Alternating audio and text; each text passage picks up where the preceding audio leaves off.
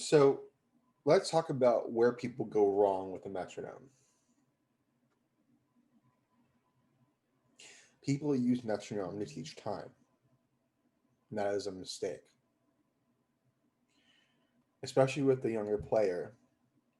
A metronome should be used less so to teach time, but more so to engage a child so they can explore the instrument. So when I got into online teaching and I encountered Musico, the reason I enjoyed it in this scope is because it encouraged engagement and exploration. So just to go back to the metronome concept, a lot of frustration comes with teachers when they have a young player and they flip on the metronome and the kid struggles. And they're like, why is my kid struggling? Why is my kid struggling to play in time or to keep time or to count or etc. or etc.? And this is simply an issue of approach and sequencing, which we're going to talk about in this video. So I think it is a mistake to use the metronome to teach time right away. What should happen is a student should first learn the recording as is, or learn the piece as a performance. And what should be explored is the musicality, the exploration, the melody, the musicianship, the fundamentals should be encountered first. Once that is done, then the metronome can get flipped on, and what happens is the metronome exists as what I like to call a tool of accountability. So when the metronome becomes accountability, it exists like this in my lessons.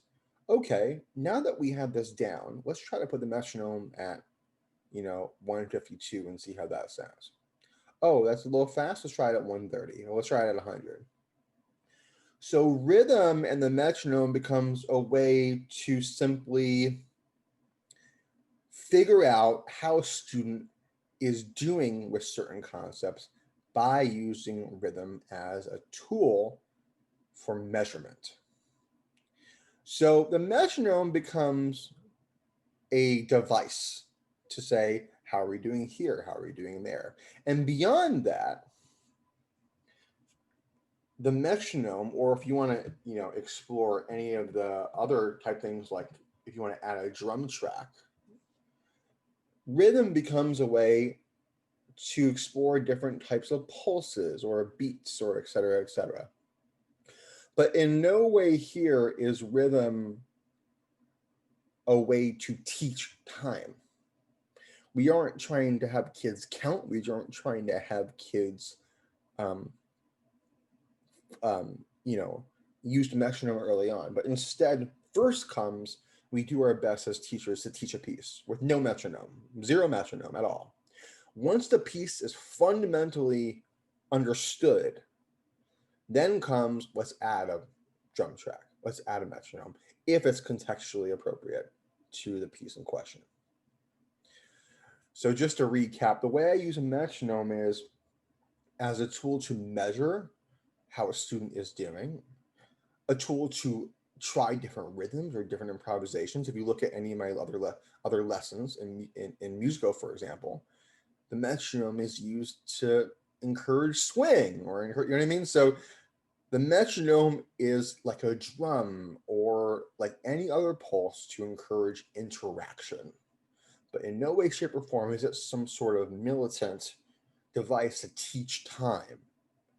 I don't use a metronome to teach time. I use it as a tool for engagement. And that's my key with metronome.